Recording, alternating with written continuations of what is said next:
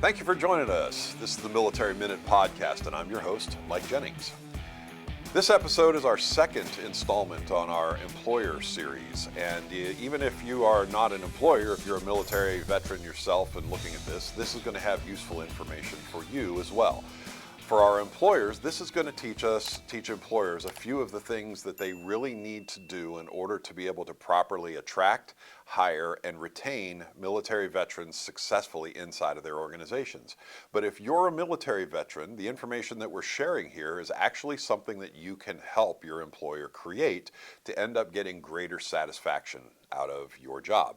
So last episode, we talked about esprit de corps, the spirit of the Corps, and creating an identity that's tied into morale and leadership and an overall sense of purpose in what you're doing and the identity that a person has as being part of your organization that is at least somewhat similar to what the person experienced when they were on active duty. Today, we're going to talk about the importance of connections. And in order to understand the importance of connections, the first thing that you have to understand with the military veteran who you're hiring is this person is used to doing life with their coworkers. Whenever they're brought into the service, the very first thing that the service does, whether you're a man or a woman, is you get your hair cut, you get issued a set of uniforms, everybody gets treated the same way. There is a collective oppression that is part of the military indoctrination process that is designed to take these people from all different backgrounds and all parts of the country and force them to work together in order to overcome the external oppression that is on them, which is the drill instructor and the people who are running the indoctrination process. From that point, the military member then goes out to a military unit where at some level, depending upon the service, these people are not just working together, they're eating together, they're living together in the same, whether it's berthing space where you might have 30 to 100 people all living inside of the same, we'll call it big room, okay, or in a barracks situation, you may find with some of the land-based services where let's call it an apartment building or a dormitory. And these people are spending all of their lives together because they're inside of this little unique biosphere, if you want to say, that is part of what the military environment is like. So they develop very close relationships with the people that they work with.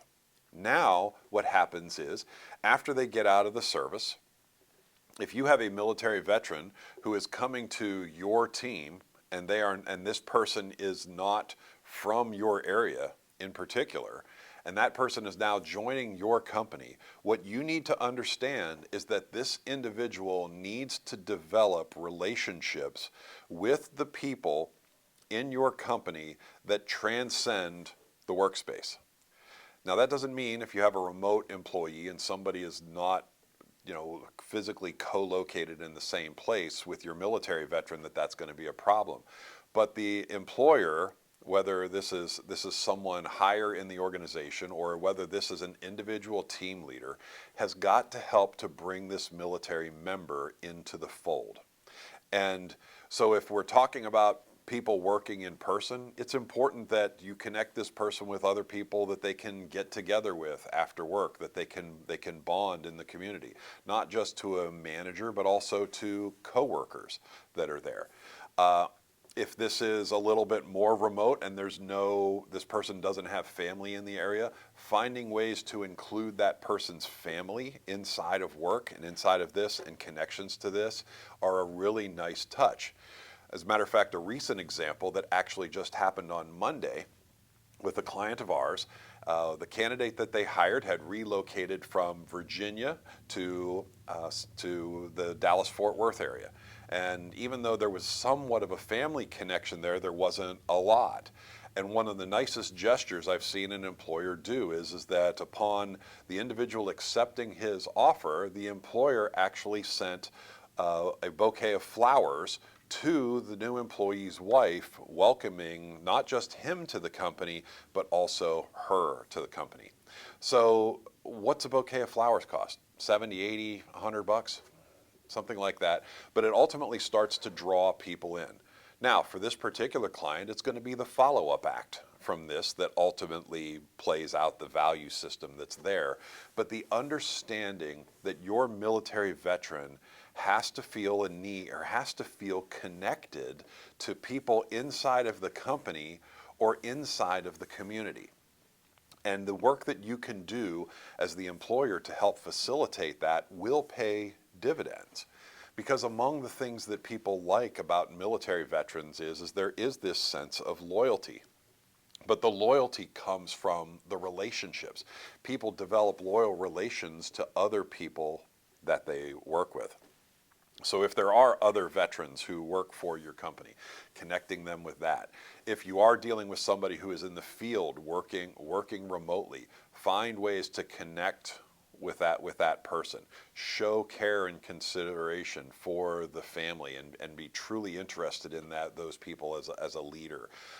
Be interested in how they're connecting with the community. Because oftentimes we have seen this where a company will make a great effort to bring a military member in from another area. They will then either drop that military veteran into an off shift where they're the only person, or they'll put them into a maintenance team or a production team or something like this, and then they just forget about the person and they just sort of expect these things to happen organically. And after really 3, 6, 8 months there, where all of this time and training and the investment in doing the recruiting process and all of this, all of a sudden the military person puts in a resignation and you find out that they are moving back to hometown USA. And at the back of this, the employer says, yeah, I get it. They're homesick. They want to go back. I can understand that they've been away from family. The reason why you're going to lose the person in that circumstance is not because they're homesick. It's because the employer didn't help that person connect with their team that they have and didn't help facilitate them connecting to a local community. So if you're a military veteran and you're finding yourself in this situation where you're not connecting well inside of your community that you're moving into or with the company that you're with, speak up. Talk about it. Go to your employer and say, look, I want to be here. I accepted this position because I'm interested in this role. I'm interested in the team and the company culture. But I feel like I and my family are not connecting well to the team and we're not connecting well to the community. How can we work together to help me build the bonds that we're looking for in order to create success for everybody? And if you're a military member and you go to your leadership with that kind of concern, you will be amazed at how much help they come your way, because most people just don't do that. Most people just walk away. But as an employer, you need to recognize that that is something that your people who you're hiring at great expense and training at great cost and effort there are looking for. And your extroverts that you hire will do a little better at it than what your introverts are. But everybody is looking for it. They want that connection with other people. And when they come in from outside the area, you need to help with that, or you're going to lose your investment and you're not going to reach your goals. So thanks for joining us. I'm Mike Jennings. This is the Military Minute Podcast. Join us next week as we continue our employer series and continue to work through the elements of successfully hiring and attracting and retaining the military veterans you need to reach your goals. Thanks for joining us. Thanks for joining the Military Minute. Be sure to subscribe on YouTube, Apple Podcasts, Spotify, or wherever you get your podcasts so you're notified when a new episode is released. Is there a topic or conversation you want discussed here on the show? Send it to me at scott.cunningham@militaryminute.us.